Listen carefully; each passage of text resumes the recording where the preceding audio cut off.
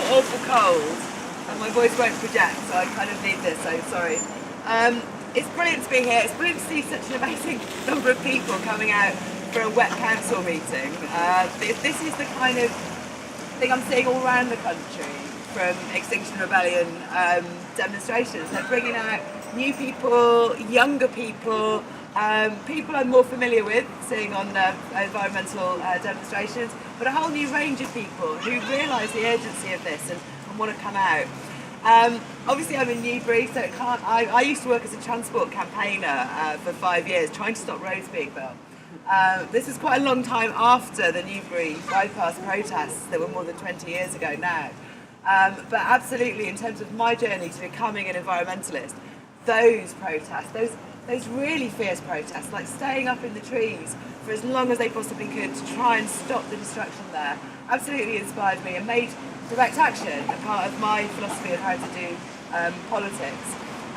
So yeah, it just made me think about that coming here. And obviously the last time I saw Steve, I didn't really see him because he was in the back of a police van, having been arrested on the very first day of the Extinction Rebellion protests in Westminster. Thankfully he was de-arrested not long afterwards, but all I could do was just wait and go, sorry, and there he was. So yeah, Newbury, please get some Green councillors elected soon, because it would really suit you. You're a town of protest and we're a party of protest, so get yourself some Greens on the council in time for that debate in July. I've been very inspired by Extinction Rebellion. I'm a Green politician. I'm keen to talk about climate change all of the time, and like a lot of you, when I saw the new report, the updated report from the IPCC in October, looking at the new science and what we had to do to prevent the runaway effects of climate change taking over much sooner than 2050, which was our current targets.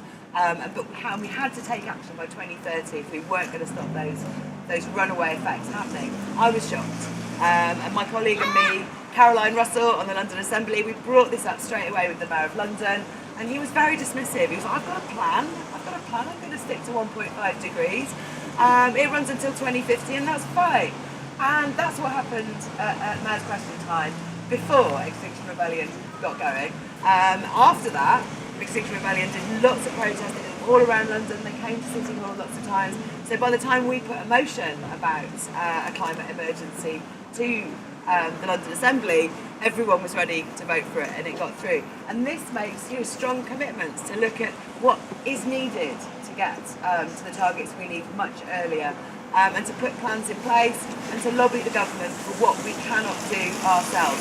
Every council needs a motion like that putting through. Every council needs to commit to work out what is needed to stop runaway climate change and to do everything it can to make those targets and to be as clear as possible with the government about what it needs to do instead. And I'm really pleased you've managed to get what is quite unusual, I believe, the right number of signatures together on a petition to make the council debate this. So I'm really looking forward to seeing what they have to say and what you have to say if they don't stick to making commitments like that. We do have to keep up the pressure, and we do have to keep the pressure up on all the different sectors as well. It's no good that them making promises that just sort of wither away into warm words. We need to see action across all the different sectors of emissions. And the one that concerns me, as I previously mentioned, so back to transport, as I always do, is transport emissions. Now these are the highest emissions of any sector now in the UK, and it's because we've made literally no effort to tackle traffic across the country. All we've done is we've done things like build bypasses, we've widened roads, we've tried to tackle congestion without tackling the problem, which is too many people stuck using cars for their everyday journeys. And this is something where local action is absolutely the key. There are no silver bullets in transport. As much as people would like to sign off on £100 billion for HS2 or £100 million for wider motorways and new bypasses everywhere, none of these things solve our transport problems. Our transport problems are solved in local areas, from local people demanding that the traffic is reduced from their neighbourhoods where their children live and where they travel to school and where everybody breathes. And a lot of work has been done by people looking at air pollution, and that is starting to lead towards a movement for low traffic neighbourhoods.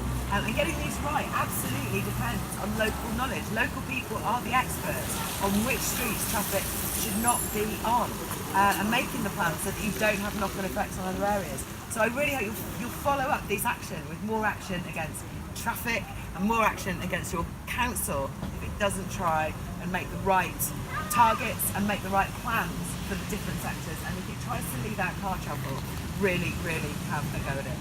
So yes, I absolutely am so proud of all the people coming out, all the people who are the people like you, a much wider range of people than I've seen before, but all of you are the kinds of people who'll come out on a wet evening and shout loudly about climate change, and those are the people we need keeping pressure on our government and making them never forget that unless we have a green, fossil-free future, we will have no future at all. So thank you again, keep up the good work, thank you.